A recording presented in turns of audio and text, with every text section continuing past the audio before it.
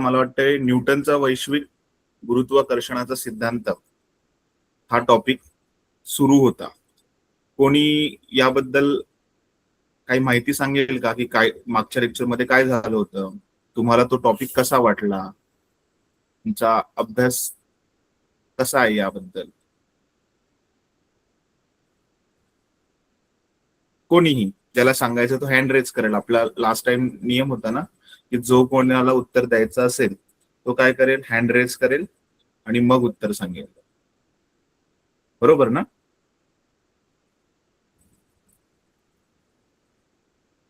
Hello,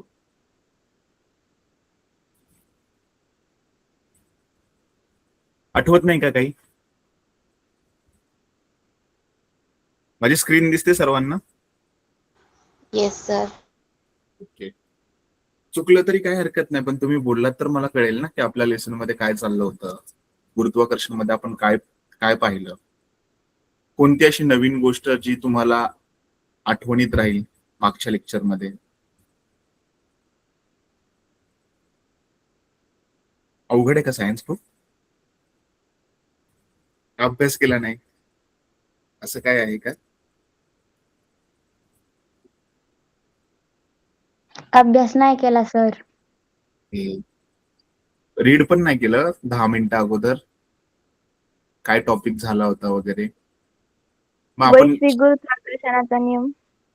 हो, very good. त्याच्यामध्ये काय शिकलो होतो बरं? वैश्विक गुरुत्वाकर्षणाचा नियम कशावर आधारित आहे, कशाला समानुपाती असतो तो? विश्वातील प्रत्येक वस्तू ही इतर प्रत्येक वस्तूला ठराविक बलाने आकर्षित करते. हे बल एकमेकांना आकर्षित करणाऱ्या वस्तूच्या वस्तुमानाच्या गुणाकाराशी समानुपाती व अंतराच्या वर्गाशी व्यस्तानुपाती असते. ओके, व्हेरी गुड बेटा. ठीक आहे. आणि सर आपण वैश्विक स्थिरांचा जी चे महत्व पाहिले होते. बरं, ठीक आहे. भाविकाच ना का मम्मीच्या नावाने जॉईन केले असं नाही काय सर, आहे? भाविका. ओके, मग वैश्विक गुरुत्वाकर्षण सिद्धांत आपण शिकलो, त्याच्यामध्ये आपण स्मॉल जी ची किंमत शिकलो का कॅपिटल जी ची? कॅपिटल जी चे. ओके, तिला त्याची किंमत काय होती कोण सांगेल का मला? ज्याला आन्सर माहिती आहे तो हँड रेज करून उत्तर दे, चुकलं तरी काय हरकत नाही. सर मीच सांगू? ओके, रागिणी अहिरे.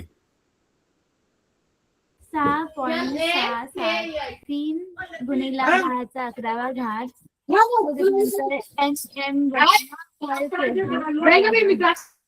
ओके, उत्तर थोडस कुठेतरी चुकले. राजनंदिनी तू सांगू शकते काय चुकले? Yes sir. 6.673 गुणिले 10⁻11 न्यूटन मीटर स्क्वेअर. हा, मग तिच्याकडून काय मिस्टेक झाली होती? -11 बरोबर ना? खूप छान. म्हणजे तुम्हाला आठवतंय की तुम्ही वाचलं नाही तरी तुम्हाला बऱ्याचशा गोष्टी आठवत आहेत. ठीक आहे, चला मग आपण पुढे आज सुरू करूया त्याच्या पुढचा भाग. सगळ्यांना माझी स्क्रीन तर दिसत आहे. आपण न्यूटन बद्दल गोष्टी शिकलो होतो, ह्या गोष्टींबद्दल आपण काही आढावा घेतला होता, गणितीय मांडणी पाहिली होती आणि गुरुत्वाकर्षणाबद्दल काही प्रश्न पाहिले होते. ठीक आहे, तर मला वाटतंय की हा प्रश्न तुम्हाला अवघड वाटला होता वाटतं. 2 वस्तूंमधील अंतर दुप्पट केल्यास गुरुत्वीय बल किती होईल?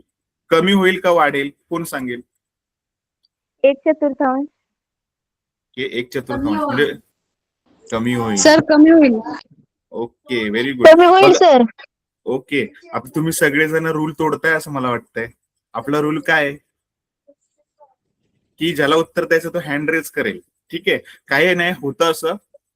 आपण सध्या आता मी इग्नोर करतोय, पण पुढच्या वेळेस तुम्ही लक्ष ठेवाल की ज्याला उत्तर द्यायचं तो हँड रेज करेल. ठीक आहे, थँक्यू. तुमचं उत्तर तुम्हाला लक्षात आहे बऱ्याचशा गोष्टी. सो 2 वस्तूंमधील अंतर दुप्पट केल्यास गुरुत्वीय बल कमी होईल, म्हणजे 1/4 होईल. बल कमी होतं कधी? जेव्हा अंतर वाढतं तेव्हा, आणि अंतर कमी झालं तर बल वाढतं. ठीक आहे, ठीक आहे, पुढे जाऊया आता आपण. हे सगळे काल क्वेश्चन म्हणजे मागच्या टॉपिक मध्ये आपण हे सर्व पाहिलं होतं उत्तर. त्याच्यावर आधारित एक न्यूमरिकल आहे, एक गणित पाहूया आपण. महेंद्र व विराट एकमेकांपासून 1 मीटर अंतरावर बसले आहेत. मी टॉपिकला सुरुवात करतोय. कुणाचा माईक ऑन आहे? आय थिंक आरुषी पाटील, तुझा माईक ऑन आहे, म्यूट करू शकतेस का? हा, काही डाऊट असेल तर तुम्ही अजून पण कुणातरी माईक ऑन आहे, प्लीज म्यूट करा. हा, काही डाऊट असेल तर हँड रेज करा आणि मग क्वेश्चन विचारा. माझा आवाज सर्वांना ऑडिबल आहे असं मला तरी जाणवत आहे. ठीक आहे, आपण क्वेश्चन वर जाऊ. ओके. महेंद्र आणि विराट एकमेकांपासून 1 मीटर अंतरावर बसले आहेत. त्यांची वस्तुमाने अनुक्रमे 75 किलोग्रॅम व 80 किलोग्रॅम आहेत. त्यांच्यामधील गुरुत्वीय बल किती आहे हे शोधायचं आहे. ठीक आहे, प्रश्न तुमच्या समोर होता. मला नेहाला प्रश्न विचारायचा आहे, तडवीला. आय थिंक लास्ट लेक्चरला नव्हती. या प्रश्नामध्ये आपल्याला जी शोधायचा आहे का एफ शोधायचा आहे? कोण सांगेल?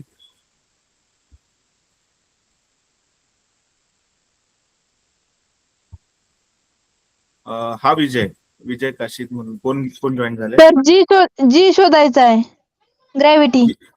ओके, नाव काय बेटा तुझं? सर माझं नाव पूजा आहे. ओके ओके पूजा, ठीक आहे. हा अश्विनी, येस सर, माझं पण उत्तर तेच होतं. जी शोधायचं आहे. हा बरं, सर. सगळ्यांचं उत्तर जी शोधायचं हेच असेल. असं असेल तर हँड्स डाऊन केले तरी चालतील. अजून दोघांचे हँड्स आहेत. ठीक आहे, उत्तर चुकीचं आहे. प्रश्नामध्ये बघा, त्यांच्यामधील गुरुत्वीय बल किती आहे. गुरुत्वीय बल, बल हा शब्द आहे आणि युनिव्हर्सल कॉन्स्टंट म्हणजे वैश्विक स्थिरांक हा जी ने दाखवतात. तर तुम्हाला स्थिरांकाची किंमत नाही शोधायची इथे. हा राजनंदिनी, यस सर. एफ शोधायचा आहे. हा, एफ शोधायचा आहे आपल्याला या ठिकाणी. बघा, प्रश्न तुम्हाला वाचल्यानंतर कळायला पाहिजेत. तुम्ही काय करता, प्रश्न वाचता, गणित पाठ करता, असं मला तरी जाणवलं, म्हणून मी जाणून बुजून हा प्रश्न विचारला. महेंद्र आणि विराट एकमेकांपासून 1 मीटर अंतरावर आहे. अंतर दिले आपल्याला 1 मीटर. अंतर आपण आर किंवा डी या अक्षराने दाखवतो. त्यांचं वस्तुमान एम अक्षराने दाखवतो, M1 आणि M2. तर त्यांच्यामधील गुरुत्वीय बल किती आहे? आपल्याला असं विचारलंय का त्यांच्यामधील वैश्विक स्थिरांकाची व्हॅल्यू शोधा?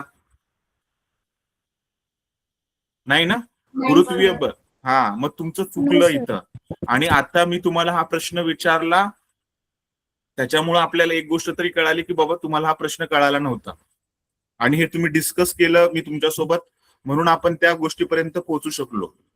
ठीक आहे, तर तुम्ही माझ्याशी कम्युनिकेट करत राहा. एखादी गोष्ट नाही समजली तर, तुम्ही लपवली ती तर मग चूक होणार. मग परीक्षेमध्ये जर मार्क्स कमी पडले, का कमी पडले, तर ती गोष्ट तुम्ही शेअर केली नाही. शेअर केले तर उत्तर चुकीचं असेल तर आपण बरोबर उत्तरापर्यंत पोहोचू शकतो परीक्षेच्या अगोदर.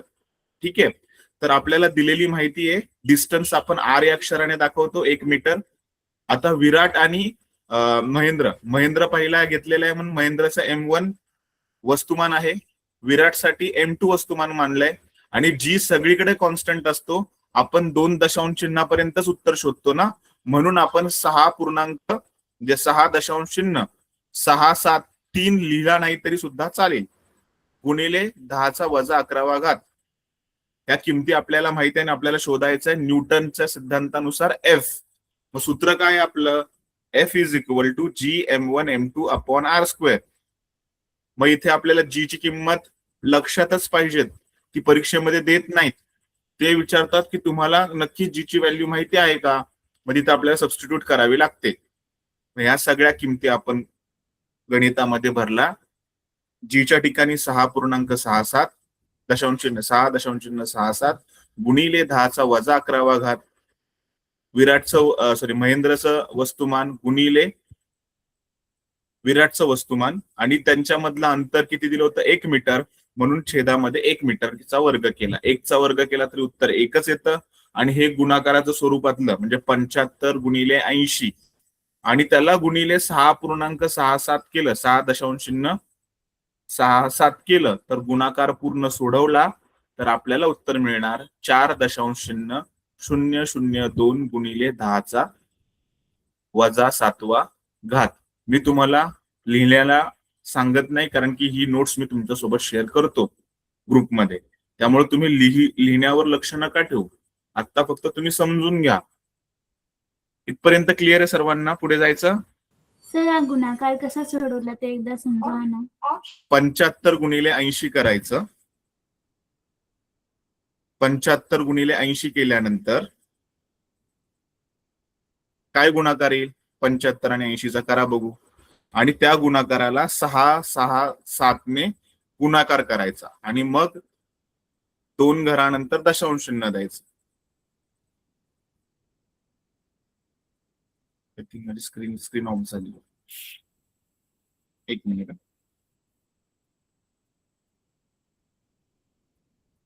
एक मिनिट.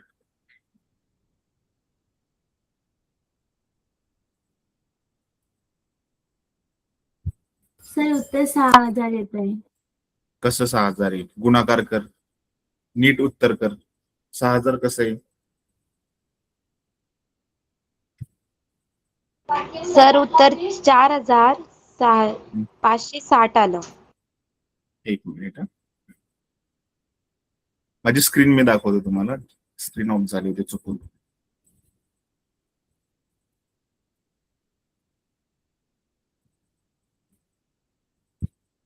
आता 75 गुणिले आपण काय करूयात? 80 करूयात. किती उत्तर आलं बघा. करा की गुणाकार. 75 ला 8 ने गुणा बघू काय येतंय सांगा. 75 6000. इंटू 8 600 येतं. 600. 600 आणि 80 मधला एक शून्य त्याच्या बरोबर जोडला तर किती येतंय? सर 6000. 6000. बरोबर. आता 6000 ला 6.67 ने गुणाकार करा. वेळ लागला तरी चालेल पण करा तुम्ही. तर गुणाकार मी शिकवायचा का तुम्हाला? तो छोटासा गुणाकार आहे. 3 अंकी संख्यांचा गुणाकार तुम्हाला आला पाहिजे. 6 गुणिले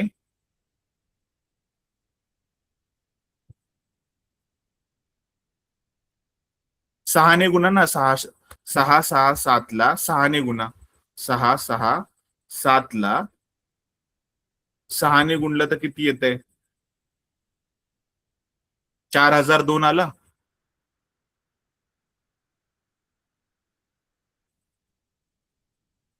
हो सर 4002 आलं. 4002. बरोबर. इथपर्यंत आलंय का? समजलंय का सर्वांना? पहिलं 75 आणि 80 चा गुणाकार केला तर 6000 Yes, उत्तर sir. आलं. हा, घाई करू नका. मी पहिलं समजवतो तुम्हाला. कोणी यस सर नो सर करू नका.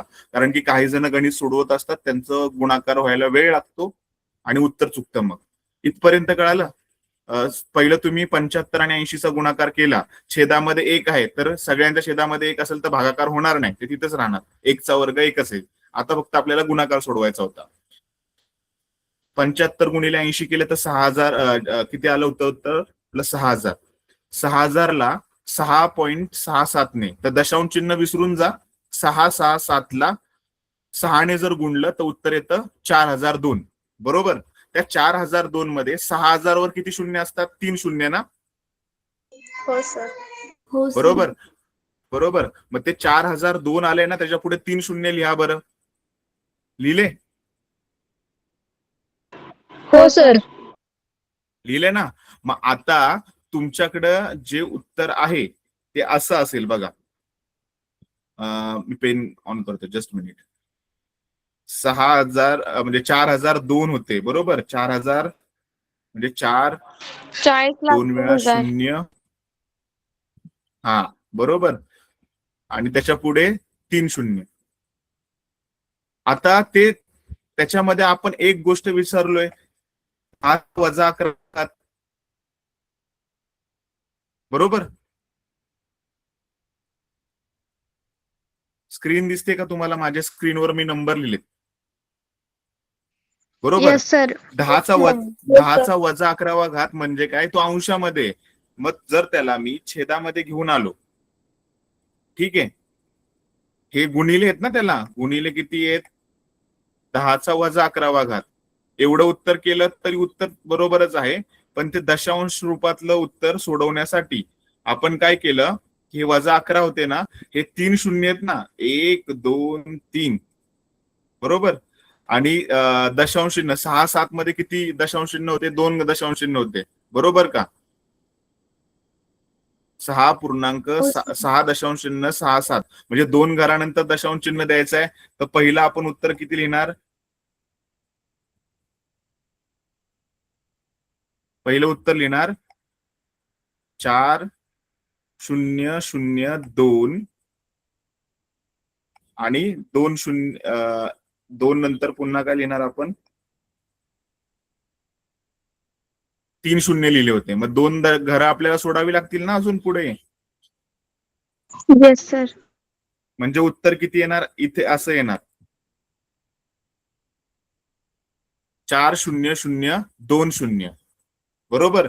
मग आता पॉइंट नंतर जर शून्य असतील तर आपण त्याचा विचार करतो का? दशांश चिन्हाच्या नंतरचे शून्य लिहित नाही. आता ह्याला गुणिले किती होतं? ह्याला गुणिले होते 10⁻11 किती? 11.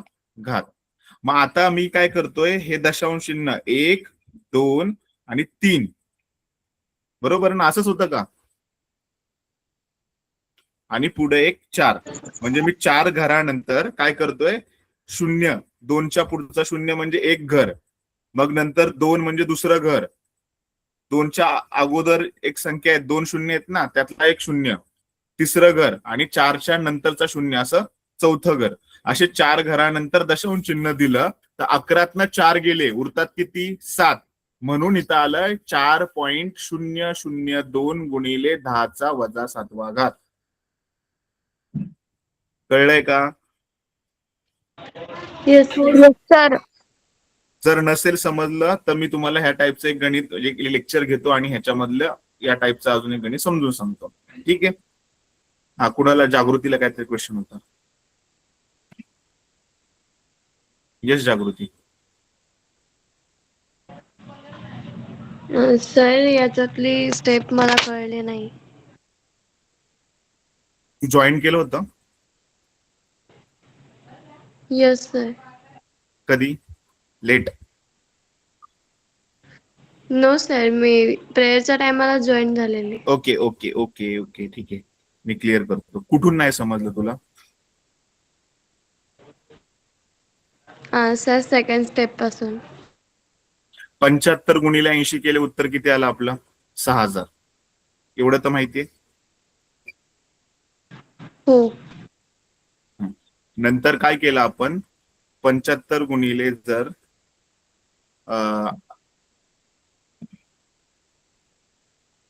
आपण 75 गुणिले 80 केलं तर 6000 आलं. 6000ला 6.67 ने गुणलं म्हणजे 6 ने 6.67 ला गुणलं तर उत्तर येतं 4000. 4002 हे उत्तर येतं. आणि 6000 मधले 3 शून्य पुढे लिहायचं, बरोबर. 6.67 मध्ये 2 घरानंतर दशांश चिन्ह येतं, म्हणून उजवीकडनं 2 घरं सोडायची.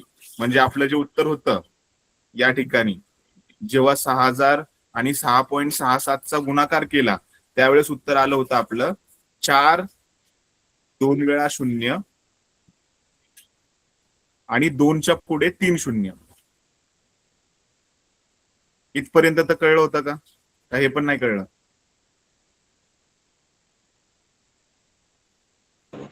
हे कळालं सर. हा, मग याच्या पुढे 6.67 बरोबर. 6.67 मध्ये किती दशांश चिन्ह आहेत? किती घरानंतर दशांश चिन्ह आलंय? 2 घरानंतर, बरोबर का? हो. हा, मग तू उजवीकडनं 2 घरं सोडणार म्हणजे 2 शून्य सोडले म्हणजे हे 2 शून्य मला काय करावे लागते? काढावे लागतील. म्हणजे माझं उत्तर किती झालं आता? 40,020, बरोबर का? इथे दशांश चिन्ह दिलं तर, हो. बरोबर. आता ह्याला गुणिले किती आहेत? 10⁻11 आहेत ना अजून? ते कुठं गुणलेत हो. आपण? बरोबर. ते -11 मधले आपण काय केलं की आपण हे जे दशांश चिन्ह आहे ना ते किती घरांनी पुढे सरकवलं? 1 घर, 2 घर, हे 3रं घर आणि हे 4थं घर. म्हणजे 4 घरानंतर हा जो 0 नंतर दिलेला दशांश चिन्ह आहे ना तो मी कुठं काय केला, मी कलर चेंज करतोय पेनचा आणि दाखवतोय की हे जो दशांश चिन्ह आहे ना, मी इथे आणलं. ठीक आहे, म्हणजे किती घरं सोडली, 1 2 3 4. मग 11तनं 4 गेले तर उरतात किती, 7. बरोबर.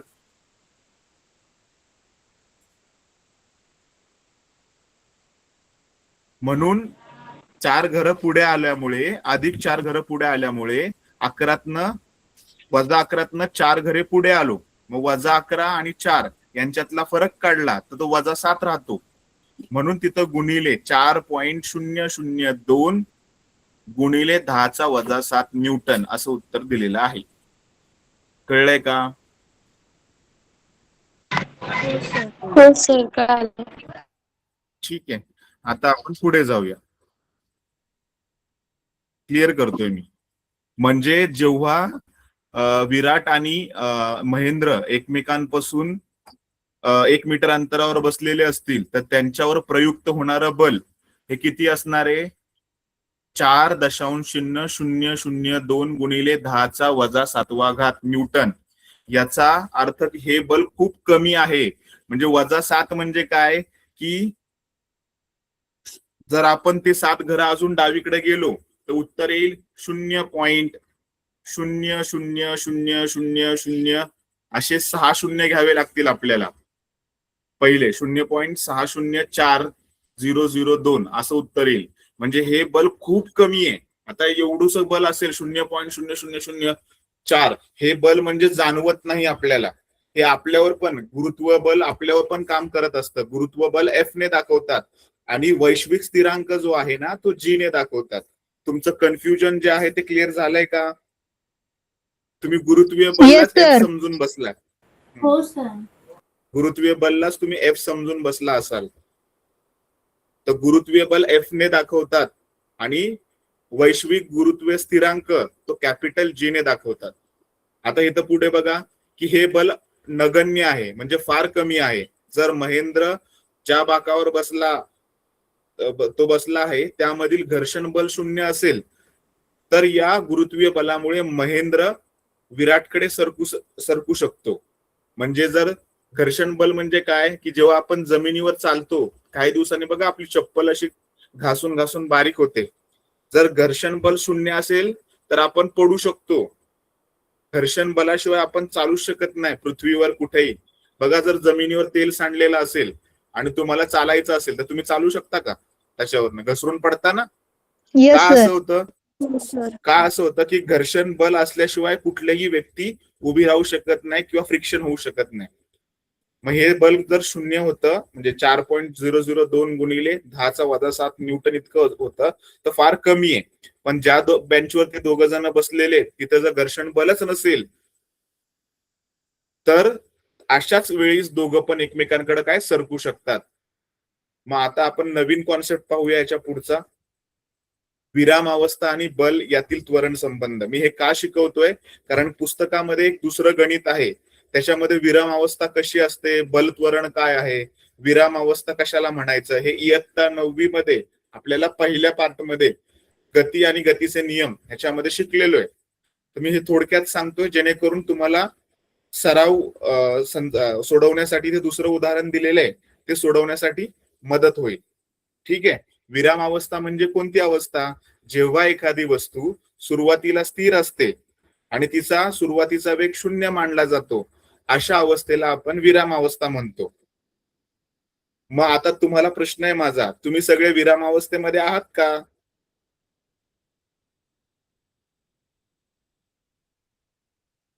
कोणाला उत्तर सांगायचंय का? तुम्ही सगळे विरामावस्थेत आहात का? हो किंवा नाही उत्तर मला कोणाला द्यायचंय त्यांनी सांगा. चुकलं तर चुकलं, एवढं काय त्यात. आता आपण आपल्याला जरी असं वाटत असेल, मीच सांगतो तर तुम्ही काहीच बोलत नाही राव, सर मजा कशी नाही. येणार? का नाही बेटा? व्हेरी गुड, मला आवडला आन्सर तुझा. हा पूजा सांग का नाही? कारण सर विरामावस्थेतील हा म्हणजे पहिला वेग हा 0 मानला जातो.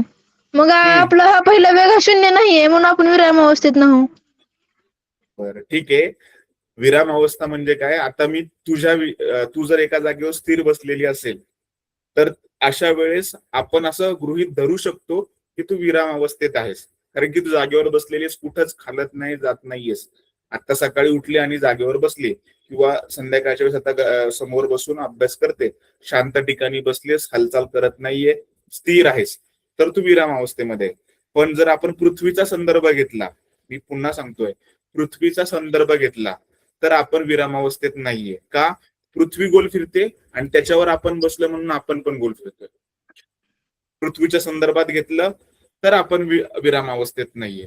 म्हणून कोणतीही गतिमान अवस्थेला सापेक्ष सिद्धांत मांडला जातो.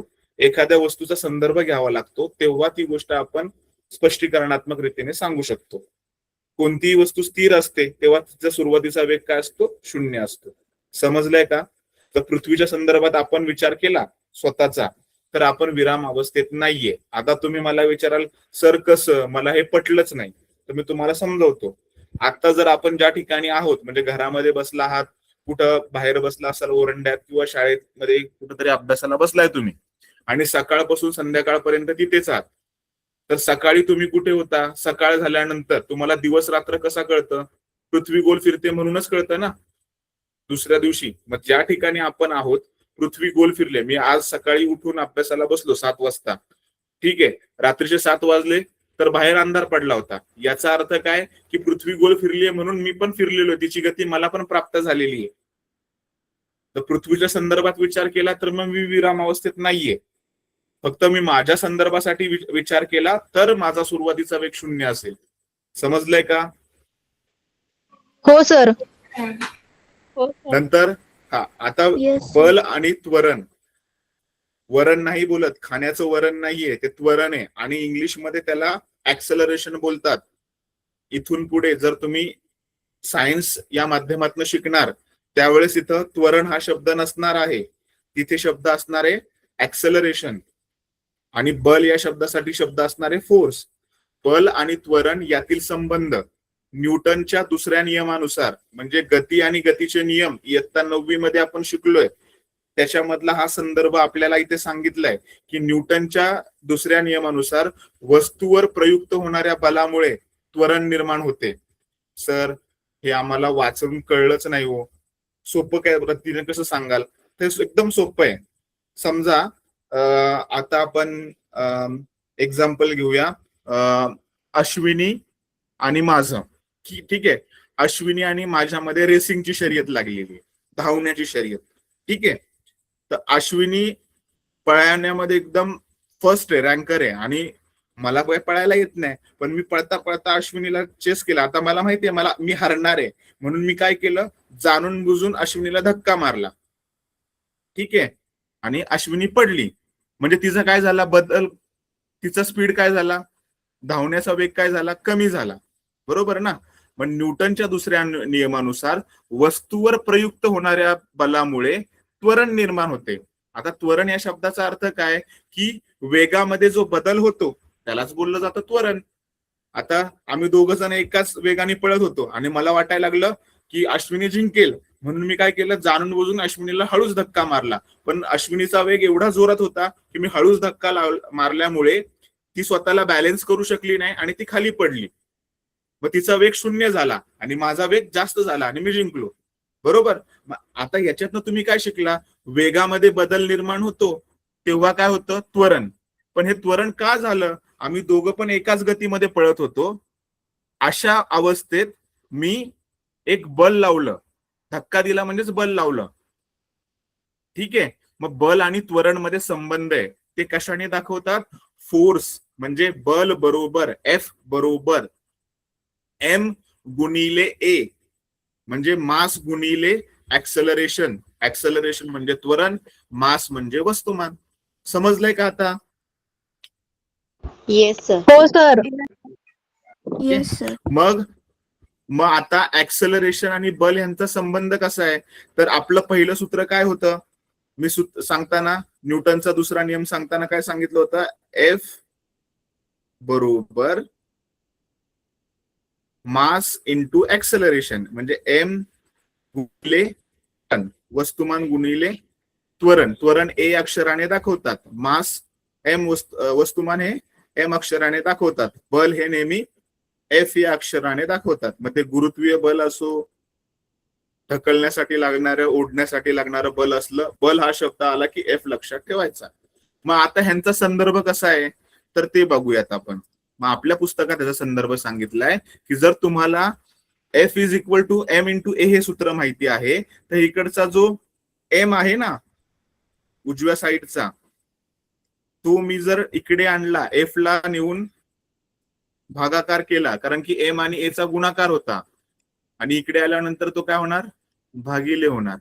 म्हणजे ऍक्सेलरेशन आणि बलचा संदर्भ आपण असा पण लिहू शकतो. हे पण उत्तर बरोबर आहे आणि दुसरं वालं उत्तर पण बरोबर आहे. समजलंय का? हो सर. Yes sir. ओके. अवघड वाटतंय का रे खूप? नाही सर. ठीक आहे, मग पुढे जाऊया आपण. मग ह्या गोष्टी आपल्याला जर माहिती असतील, मग विराम अवस्था काय, तर मी तुम्हाला मागच्या म्हणजे पहिल्या लेक्चरमध्येच आपण सांगितलं होतं की गतिविषयक समीकरण वाचून या. तर गतिविषयक पहिलं समीकरण जे आहे ते असं आहे, v is equal to u plus a t. म्हणजे कालावधीनुसार अंतिम वेग शोधण्यासाठी न्यूटनने मांडलेलं पहिलं गतिविषयक समीकरण हे महत्वाचं होतं. मग ते कसं शोधतात? v म्हणजे वेलॉसिटी म्हणजेच वेग, अंतिम वेग v ने दाखवतात, सुरुवातीचा वेग u ने दाखवतात, a म्हणजे ऍक्सेलरेशन आणि t म्हणजे टाइम म्हणजे त्वरण आणि लागलेला कालावधी. हे सगळं मोजण्यासाठी न्यूटनने गतीचा पहिला नियम मांडला. त्याचं पहिलं समीकरण असं होतं. मग दुसरं समीकरण पण आपण पाहूया. म्हणजे जेव्हा एखादी वस्तू गतिमान त्वरणाने गतिमान असते तेव्हा ती ठराविक कालावधीत म्हणजे टी या वेळेत काही अंतर कापते म्हणजे किंवा विस्थापन शोधते, विस्थापन करते. हे शोधण्यासाठी न्यूटनने दुसरं समीकरण दिलं होतं. आता हे समीकरण मी पूर्ण का नाही शिकवत, कारण की हे ऑलरेडी इयत्ता 9वी मध्ये तुम्ही शिकलेला आहात. ह्या सूत्रांचा जर तुम्हाला विसर पडला असेल तर तुमच्यासाठी हे सांगितलं जातंय का, तर आपलं जे सोडवलेलं उदाहरण दुसरं आहे ते या 2 सूत्रांवर म्हणजे या 3 सूत्रांवर आधारित आहे. मग गतिविषयक दुसऱ्या समीकरणाचं महत्व काय सांगतं? दुसरं समीकरण जे आहे ते विस्थापन आणि वेळ, विस्थापन हे एस अक्षराने दाखवतात आणि वेळ टी या अक्षराने दाखवतात. यांचा संदर्भ दाखवण्यासाठी न्यूटनने दुसऱ्या समीकरणाचा वापर केला. आणि तिसरा संबंध जो होता तो विस्थापन आणि वेळेशी संबंधित असतो. मग याचं सूत्र देखील. मग आता हे सूत्र का शिकवले जातात? कारण की आपल्याला दुसरं एक गणित आहे विराट आणि महेंद्रचंच, त्याच पानावर एक दुसरं गणित आहे, ते तुम्ही वाचा. मी ते तुम्हाला सोपं जावं यासाठी ही 3 सूत्र समजावून सांगितलेली आहेत. ठीक आहे, पुढे जायचं, कारण की या सूत्रांचा विसर जर पडला असेल तर एकदा रिव्हिजन व्हावी म्हणून हे 3 सूत्र सांगितले आहेत. तिसरं सूत्र कसं आहे आणि दुसरं सूत्र कसं आहे? दुसऱ्या सूत्रामध्ये विस्थापन आणि वेळेचा संदर्भ येतो. S is equal to u t plus half a t square. आणि तिसरं गतीचं समीकरण आहे व्ही वर्ग बरोबर यू वर्ग अधिक 2 गुणिले एस. ए म्हणजे त्वरण, एस म्हणजे विस्थापन. सुरुवातीचा वेग आपण यू ने दाखवतो, अंतिम वेग एस ने, अंतिम वेग व्ही ने दाखवतो. ही तिन्ही सूत्रे आपल्याला खूप मदत करतात. ठीक आहे, आता याचा तुम्हाला आजचा होमवर्क काय आहे? तर आज तुम्हाला गणितामधलं म्हणजे आपलं जे विज्ञानाचं पुस्तक आहे, ठीक आहे, त्याच्यामधलं पान क्रमांक लिहून घ्या वाटल्यास सगळ्यांनी. पान क्रमांक 7 वरचं सोडवलेलं उदाहरण 2 हे फक्त अभ्यासायचंय. जर नाही समजलं तर मी पुन्हा सांगेल, पण यामध्ये आपल्याला गतीच्या नियमांचा वापर केलाय म्हणून मी ही 3 सूत्र तुम्हाला सांगितली. दरवेळेस हे सूत्र मी सांगेलच असं नाही, पण तुम्हाला माहिती असावं म्हणून मी ही गोष्ट तुमच्याशी शेअर केलेली. ठीक आहे, जेणेकरून दुसरं उदाहरण सोडवायला तुम्हाला मदत होईल. सोडवलेलं उदाहरणच सोडवायचंय पुन्हा. ठीक आहे. हो सर. मग आता हो, सर. नवीन टॉपिक आहे गुरुत्वाकर्षण आणि गती. म्हणजे गुरुत्वाकर्षण बल आणि हे गती हे एकमेकांशी कसे जोडलेले आहेत. तर गुरुत्वाकर्षण आणि गती हे अभिकेंद्री बलामुळे जोडलेले आहेत. त्याच्यामध्ये मदत कोण करतो, तो केपलरचे नियम मदत करतात. मग ह्याच्यामुळे काय घडतं, तर समुद्रामध्ये जी भरती आणि ओहोटी येते ना, ते ह्याला सगळ्याला कारणीभूत असलेलं बल म्हणजे गुरुत्वाकर्षण बल. मग आता तुम्हाला प्रश्न पडला असेल की सर गुरुत्वाकर्षण तर तुम्ही सांगितलं की विश्वामध्ये कोणत्याही दोन वस्तू जेव्हा एकमेकांना खेचतात त्या बलाला आपण बोलतो गुरुत्वाकर्षण बल. मग हे अभिकेंद्री बल काय आहे, तर ते आपण पहिले जाणून घेऊया. ठीक आहे. पण त्याच्या अगोदर एक सेंटेन्स तुमच्या समोर आहे.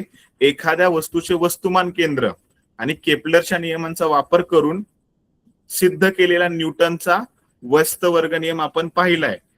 ठीक आहे. मग वस्तुमान केंद्र कशाला म्हणायचं ते पहिले जाणून घेऊ आणि मग आपण अभिकेंद्री बलाविषयी पुढे माहिती घेणार आहोत. म्हणजे एखाद्या वस्तूचे वस्तुमान केंद्र कसं ओळखायचं, तर एखाद्या वस्तूचे वस्तुमान केंद्र, ज्याला इंग्लिशमध्ये सेंटर ऑफ मास म्हणतात, हा असा एक काल्पनिक बिंदू आहे जेथे संपूर्ण वस्तूचे वस्तुमान केंद्रित आहे असं मानलं जातं. उदाहरणार्थ एक सोपी गोष्ट सांगू. तुम्ही सगळ्यांनी बसचा प्रवास केलेला आहे का, बसमधनं किंवा एसटी मधनं, एसटी महामंडळ हो सर. हो सर. सगळ्यांनी केलंय. हा.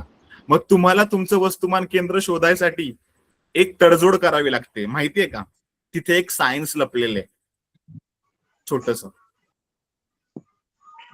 शोधलंय तुम्ही? मी तर शोधलंय. मी 10वीत असताना, 10वीत नाही 7वीत असताना शोधलं होतं याचं उत्तर. तसं तुम्हाला माहितीये का ह्याच्यामधलं सायन्स? तुम्ही शोधाल? सांगू गोष्ट? Yes sir. हो सर. हा ठीक आहे. सायन्स शोधायचं आपल्याला, जादू वगैरे नाही शोधायची. ठीक आहे. तुम्ही एसटी मध्ये बसलाय, ठीक आहे, किंवा उभे आहात. एसटी मध्ये सगळे पॅसेंजर बसलेत आणि तुम्हाला बसायला जागा नाही. तुम्ही उभे राहिलेले आहेत आणि जे तिकीट कंडक्टर आहेत, म्हणजे कंडक्टर आहे जे तिकीट देणारे आहेत, ते पण उभे आहेत. ठीक आहे. अचानक काय होतं, गाडीमधनं तुम्ही प्रवासाला लागलेल्या गाडीमध्ये उभे राहिला हात पकडून. अचानक काय होतं की गाडीला ब्रेक मारतात ड्रायव्हर. ठीक आहे. अचानक ब्रेक मारल्यानंतर जे सीटवरचे पॅसेंजर आहेत ते एवढे पुढे ढकलले जात नाहीत.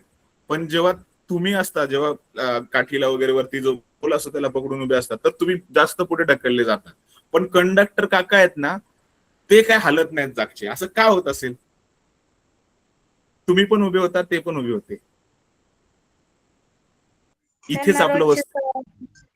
तर त्यांना रोज सवय झाली असणार. बरं, रोजची सवय झालेली असणार. तुमचं उत्तर इथपर्यंत संपलंय असं मला वाटतंय. सर चुकलं तर सांगेल, चालेल का मी सांगू? हा ते चालेल. गोष्ट उभे राहतात सर. हा सर त्यांच्या मेंदूला माहिती असेल की आता गाडी या ठिकाणी थांबणार आहे ना, आपल्या मेंदूला नसेल माहिती. ओके. अजून सर ते त्या सीटला टेकून उभे असतील तर. बर, टेकून उभे असतील म्हणून. ठीक आहे. आता एक सकाळी तुम्ही प्रार्थनेला उभे राहता सर मी शाळेमध्ये. एक सांगू का हा येस पूजा. सर? चुकलं तर? चुकले तर चुकू देत, दुरुस्त आपणच करायचंय. कारण सर त्यांचं जे प्रवास चालू होतो तो शून्यापासून चालू होतो. म्हणजे पहिल्यांदा ते जेव्हा गाडीत येतात तेव्हा त्यांचं अगदी शून्यावर असतं. मग ते जसे जसे गाडी चालू होते तसं तसं त्यांचं शरीर त्याच्या म्हणजे जसे ते कार्य करते तसंच होतं ना. ठीक आहे. आता मी सांगू. तुझा विषय जरा वेगळा चाललाय, तिकडे नाही जायचं आपल्याला. एवढं नाही हे करायचं. चुकलंय काय नाही, तू प्रयत्न केला त्यासाठी आभारी आहे. एक शाळेमध्ये तुम्ही प्रार्थनेला उभे राहता, बरोबर, सगळेजण राष्ट्रगीत साठी. त्यावेळेस एक अनाउन्समेंट होते, सावधान विश्राम, बरोबर. तर सावधान अवस्थेत असताना जर तुम्हाला कोणी धक्का दिला तर तुम्ही लगेच खाली पडता, आणि विश्राम अवस्थेमध्ये असताना जर तुम्हाला कोणी धक्का दिला तर तुम्ही खाली पडत नाही, तुम्हाला बॅलन्स सांभाळायला वेळ मिळतो. तर सेंटर ऑफ मास मध्ये काय असतं की जर आता ते काका जे आहेत ना ड्रायव्हर आपलं कंडक्टर काका, ते पण तिकीट काढतच असतात, त्यांना खूप लोकांची तिकीट काढायची असते. अचानक ड्रायव्हर ब्रेक मारणार हे पण त्यांना माहित असतं. पण जेव्हा ते उभे राहतात ना, तर पायामधला अंतराचा गॅप, पायामधलं अंतर जास्त असतं त्यांच्या, ते असे पाय पसरवून व्यवस्थित टेकून एका साईडला टेकून उभे राहतात. आणि आपल्याला काय खूप गर्दी असल्यामुळे आपण कसं पोलला वगैरे पकडून पाय जवळ असतात आपले, आपण त्या पोझिशन मध्ये नसतो. जेव्हा आपला सेंटर ऑफ मास म्हणजे काय, असा काल्पनिक बिंदू जिथं संपूर्ण बॉडीचं वस्तुमान केंद्रित आहे. वस्तुमान म्हणजे पूर्ण बॉडीचं वजन एकाच पॉइंट मध्ये येतं, त्याला बोलतो आपण वस्तुमान केंद्र. मग ते त्यांचा वस्तुमान केंद्राला बॅलन्स करण्यासाठी काय करतात, पायातलं अंतर वाढवतात आणि ब्रेक दाबला तर ते ढकलले जातात. नाही असं नाही, पूर्ण नाही पडत ते, पण त्यांना तो बॅलन्स सांभाळता येतो का, त्यांनी ते अंतर वाढवलेलं असतं. तसंच बॅलेट डान्सर पण करतात. मी खूप जास्त सांगितलं असेल आणि कुणाला समजलं नसेल तर ठीक आहे, काय हरकत नाही. तुम्ही पुढच्या वर्गामध्ये गेला तर पुन्हा हा कॉन्सेप्ट येणार आहे, त्यावेळेस मी अजून व्यवस्थित सांगू शकतो. तुम्ही असलात नाही, म्हणजे मी नसेल तरी तुम्हाला इतर शिक्षक पण वस्तुमान केंद्र काय आहे ते सांगू शकतात. उदाहरणार्थ अजून एक सोपं उदाहरण देतो. कोणत्याही छोट्या बाळाला, म्हणजे जवळपास एक आपण 4 वर्षाचं बाळ पकडू, त्याला जर आपल्याला उचलायचंय आणि ते बाळ जर उभं असेल, उभं कळतंय ना, म्हणजे पायांवर उभं आहे आणि त्याला कमरेतनं उचलायचं म्हटलं तर आपल्याला खूप ताकद लावावी लागते. पण तेच बाळ जर आडवं झोपलेलं असेल तर आपल्याला सेंटर ऑफ मास त्याला असं वाटतं की पोटाच्या आणि लवणीच्या मध्ये असू शकतो. तिथे आपण हात टाकला आणि त्या बाळाला उचलायचं म्हटलं तर लगेच उचलू शकतो. का, तर आपण ठरवतो की या बाळाचं वस्तुमान केंद्र इथे असू शकतं. हा एक काल्पनिक बिंदू आहे, ठिकाणी संपूर्ण शरीराचं वस्तुमान समाविष्ट असतं. समजलंय का? येस सर, समजलं. ठीक आहे. म्हणजे वस्तुमान केंद्र शोधताना आपल्याला काय करावं लागतं, भूमितीय रचना आणि केंद्र या गोष्टी लक्षात घ्याव्या लागतात. एक समान घनता असलेल्या गोलाकृती वस्तूचे वस्तुमान केंद्र नेहमी तिच्या भूमितीय केंद्रावर म्हणजे जॉमेट्रिक सेंटरवर असते. उदाहरणार्थ, जर एखादा फुटबॉल हा गोलाकार असतो आणि तो जर आपल्याला हातावर गोल फिरवायचा असेल तर आपण त्याला गोल फिरवतो आणि मग नंतर बोटावर त्याला बॅलन्स करतो. का, तर आपल्याला काय वाटतं की जेव्हा ती वस्तू गोल फिरते, ती बोटावर जेव्हा बॅलन्स करतोय, याचा अर्थ काय की त्याचं संपूर्ण वस्तुमान केंद्र त्या एका पॉइंटवर काय झालेलं आहे, बॅलन्स झालेलं आहे. गोलाकृती वस्तूचं वस्तुमान केंद्र नेहमी तिच्या भूमितीय केंद्रावर म्हणजे सेंटरवर असतं असं मानलं जातं. कोणत्याही नियमित समान घनता असलेल्या सपाट आकृतीचे वस्तुमान केंद्र तिच्या मध्यवर्ती बिंदूवर म्हणजे सेंट्रॉइडवर अवलंबून असतं. ह्या दोन गोष्टी वस्तुमान केंद्राशी निगडीत होत्या. आणि गुरुत्वाकर्षणाचे बल जेव्हा आपण काढतो त्यावेळी वस्तुमान केंद्रापासून हे अंतर मोजलं जातं. पुढचा टॉपिक म्हणजे आता आपण जेव्हा गुरुत्वाकर्षण गोष्ट शिकतो तेव्हा फक्त गुरुत्वाकर्षण अभ्यासायचं आहे असं नाहीये, तर आपल्याला अभिकेंद्री बल, वस्तुमान केंद्र, केपलरचा नियम या सगळ्या गोष्टी पाहायच्या. तर आपण वस्तुमान केंद्र पाहिल्यानंतर केपलरचा नियम पाहूया. ग्रहाचा परिभ्रमणाचा कालाचा वापर करून न्यूटनने व्यस्त वर्ग नियम म्हणजे F is directly proportional to 1/r² कसा शोधला, तर या सूत्राचा वापर करून वेग बरोबर अंतर भागिले काळ या सूत्राचा वापर त्यांनी केला. इथं वेग म्हणजे v आहे आणि कक्षेचा परिघ जो गोल असतो, परिघ वर्तुळाचा परिघ आपण 2πr बोलतो. म्हणजे पृथ्वी जर गोलाकार मार्गामध्ये फिरत असेल तर त्याचा परिघ असतो 2πr. आणि किती वेळ लागतो पृथ्वीला सूर्याभोवती एक परिक्रमा करण्यासाठी, 365 दिवस किंवा 366 दिवस. मग या सूत्राचा वापर करून, ह्या 3 टप्प्यांचा वापर करून न्यूटनने केपलरच्या नियमातला तिसरा नियम जो होता ना, व्यस्त वर्ग नियम, तो या सूत्राचा वापर करून शोधलेला आहे. बलाच्या सूत्रामध्ये म्हणजे F is equal to mv²r मध्ये F ची किंमत ठेवली, v ची velocity v is equal to 2πr/t, ही किंमत v² हा दिलेला आहे इथे, व्ही स्क्वेअर, या ठिकाणी ही व्ही स्क्वेअरची किंमत जर भरली आणि हे सूत्र सोडवलं तर आपल्याला या सूत्राचा केपलरचा तिसरा नियमाचा आधार घेऊन हे उत्तर मिळतं. हे आपल्याला परीक्षेला डिटेलमध्ये विचारत नाहीत, पण हे माहिती असावं तुम्हाला. ठीक आहे.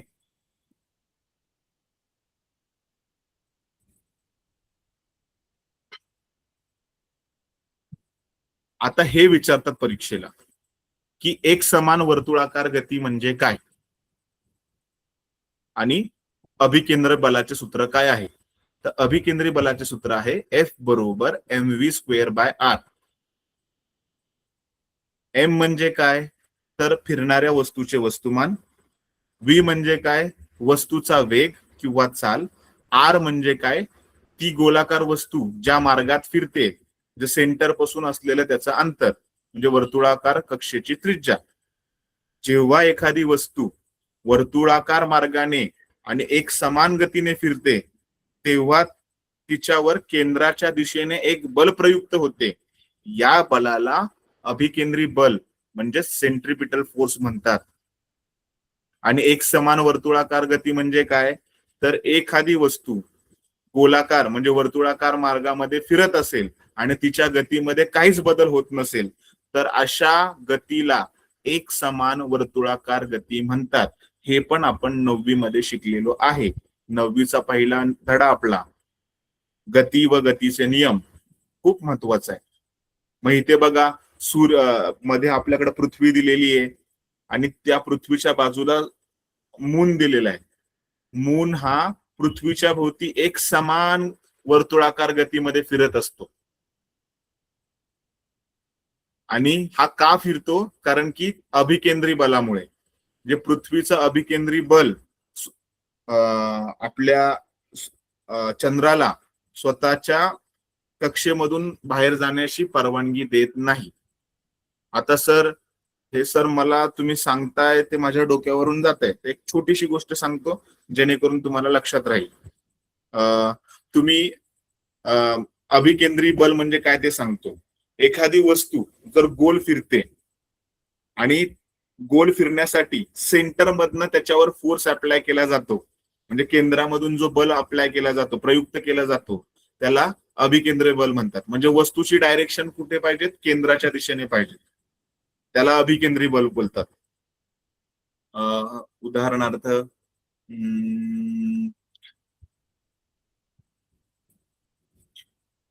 एखादी दोरी हातात घ्या, रश्शी, त्याच्या बाजूला एक दगड बांधा दुसऱ्या टोकाला आणि त्या रश्शीला हातात पकडून गोल गोल फिरवा. तुम्ही गोल कधी फिरवणार, हाताला इसका देणार त्यावेळेस, बरोबर. हा यस सर त्याचं उदाहरण ते शेतात गोफण. ज्वारीचे पीक घेताना ते गोफण असतं ना, ते पण येतं. हो, त्याला अभिकेंद्री बल बोलतो, बरोबर. कारण की त्या गोफणला फिरवायला आपण कुठून बल देतो, केंद्रातून देतो ना. आणि ते गोल गोल फिरतं कारण त्याची डायरेक्शन काय, त्या बलाची डायरेक्शन काय, केंद्रामधून मिळते, म्हणून त्याला अभिकेंद्री बल म्हणतात. ठीक आहे.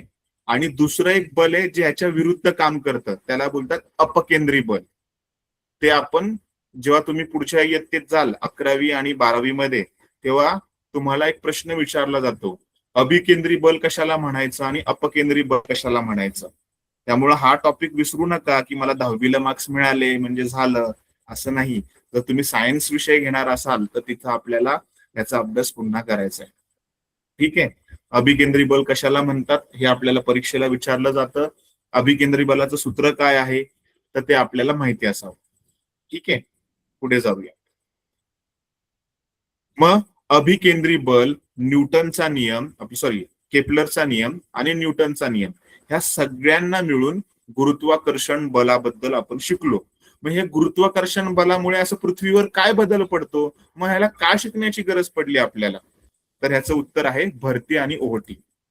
म्हणजे समुद्राच्या पाण्याची पातळी जेव्हा बदलते, म्हणजे पाणी वरती चढतं, किनाऱ्याच्या दिशेने पाणी वरती चढतं, त्याला बोलतो आपण भरती म्हणजे हाय टाईड.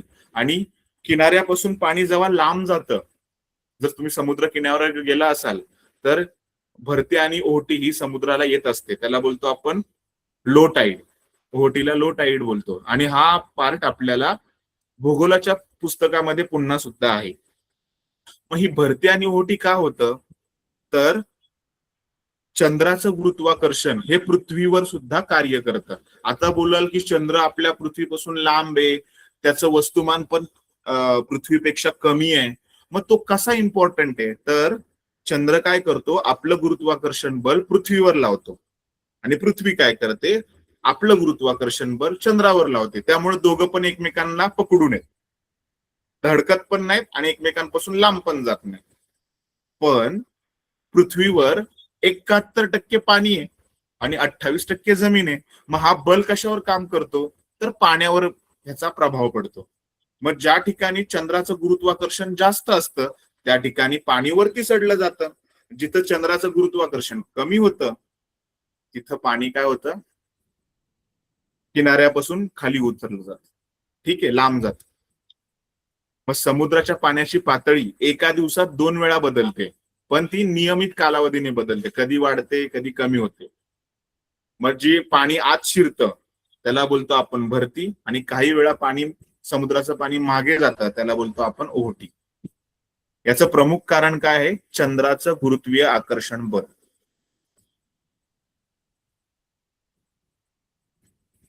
मग आता ह्याच्यातलं नवीन गोष्ट काय आपल्याला जे पेपरला विचारतात, तर भरती आणि ओहोटीची कारणं.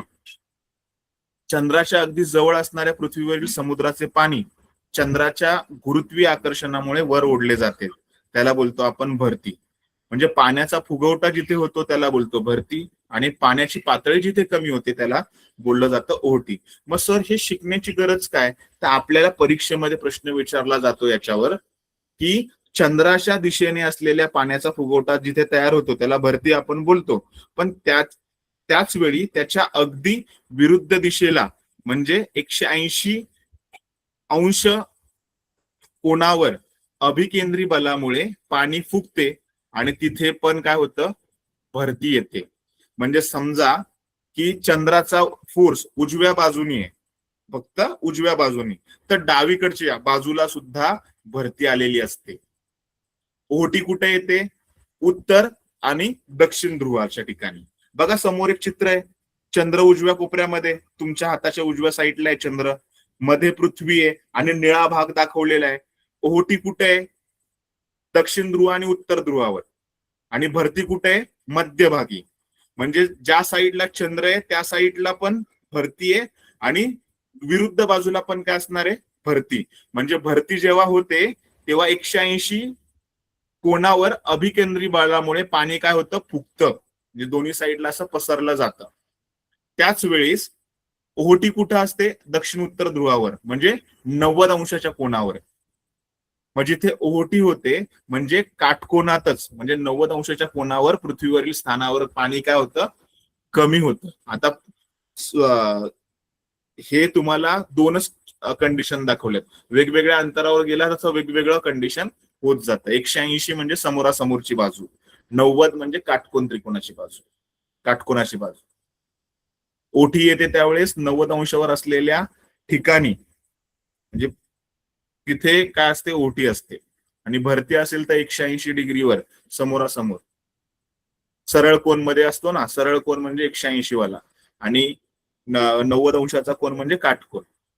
जिथे ओहोटी आहे म्हणजे त्याच्या अपोजिट 90 अंशाच्या कोणावर असलेल्या ठिकाणी काय असणार आहे, मग दुसऱ्या ठिकाणी पण काय असणार आहे, ओहोटी असणार आहे. 180 वर जर फुगवटा असेल म्हणजे एका ठिकाणी भरती असेल तर त्याच्या विरुद्ध म्हणजे 180 डिग्रीवर सुद्धा तिकडे भरतीच असणार आहे. ठीक आहे, समजलंय का इथपर्यंत? हे विचारलं जातं एक्झामला. आज काय शिकलो त्याच्यावर आधारित प्रश्न मंजुषा. टॉपिक संपलेला आहे. ठीक आहे, गोलाकृती आणि एक समान घनता असणाऱ्या वस्तूचे वस्तुमान केंद्र कुठे असते?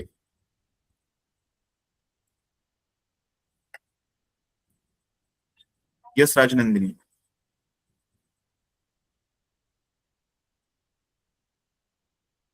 ऑप्शन सांगितलेत मी. वस्तूच्या पृष्ठभागावर. नाही, अश्विनी? जे होती म्हणून. सर गोलाच्या भूमितीय केंद्रावर. Very good. गोलाकार वस्तू असेल तर त्याच्या भूमितीय केंद्रावर असते. Very good. गोलाकार वस्तू सांगितलं इथं. दुसरा, एक समान वर्तुळाकार गतीमध्ये प्रयुक्त होणाऱ्या अभिकेंद्री बलाचे सूत्र कोणते?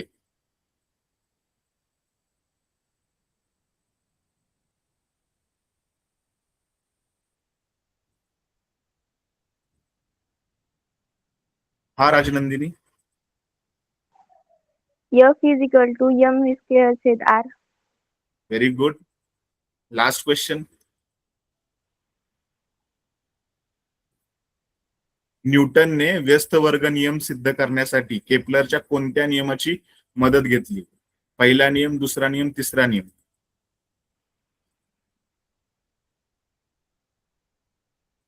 कोण सांगेल?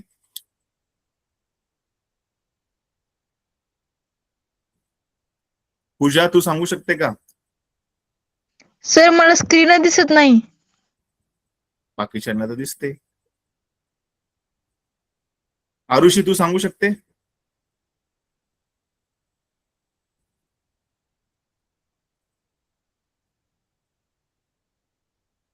हा अश्विनी?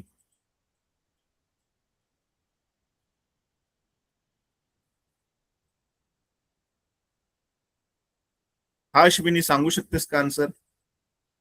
सर तिसऱ्या नियमाची. Very good. न्यूटनने व्यस्त वर्ग नियम सिद्ध करण्यासाठी न्यूटनच्या तिसऱ्या नियमाचा वापर केला होता. लास्ट प्रश्न.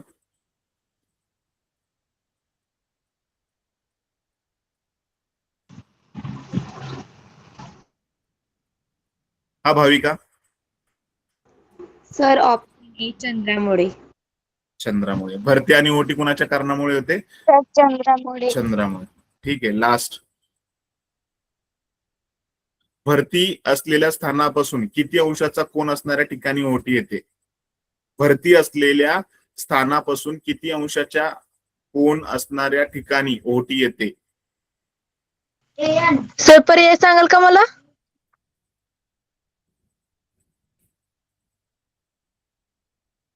सर पर्याय सांगाल का, म्हणजे मी सांगू शकेल? पर्याय आहे ना, 45 अंश आणि 90 अंश कोन दिले. सर 90 अंश. 90 अंश. Very good. जिथे भरती आहे त्याच्यापासून 180 गेला तर भरती दिसणार, पण जिथे भरती आली आहे त्याच्यापासून 90 अंशावर गेला तर तिकडे ओटी दिसेल तुम्हाला. त्यासाठी डायग्राम आपण पाहिली होती.